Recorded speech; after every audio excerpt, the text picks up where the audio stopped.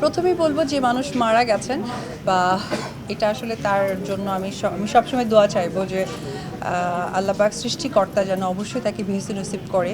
এই দুনিয়ার যত কিছু ভুল ত্রুটি আছে ওনার জন্য মাফ করে দেয়।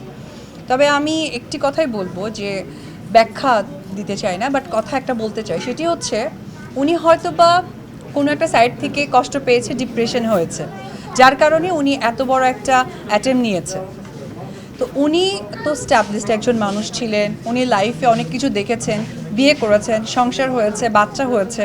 তো ওনার দায়িত্ব বা দায়বদ্ধতার আনন্দ বা সব কিছু কিন্তু উনি একটা সময় পার করে দিয়েছে। কিন্তু ওনার যে ছোট বাচ্চাটা আছে সে তো পৃথিবীর আলো বাতাস আগুন পানি মানুষ ভালো মন্দ দেখেনি। যখন সে ডিপ্রাইভ হয়েছে, সে নিজেকে বেঁচে চলে গেছে, কিন্তু যে মানুষকে ঠকালো তাকে তো আসলে সে ঠকে গেল। তো একদিক থেকে আমি বলবো যে কোনো মার আসলে এই ধরনের স্টেপ নেওয়ার আগে তিনবার ভাবা উচিত। যদি উনি সিঙ্গেল থাকতেন আমি ডেফিনেটলি এখানে দুঃখ প্রকাশ করতাম।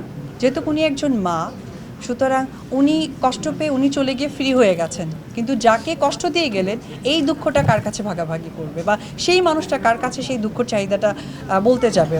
তো আমি একটি কথাই বলতে চাই যে আসলে নিজের সুখের থেকে যখন কারো দায়িত্ব আমার কাছে চলে আসে তার সুখটা ইম্পর্টেন্ট।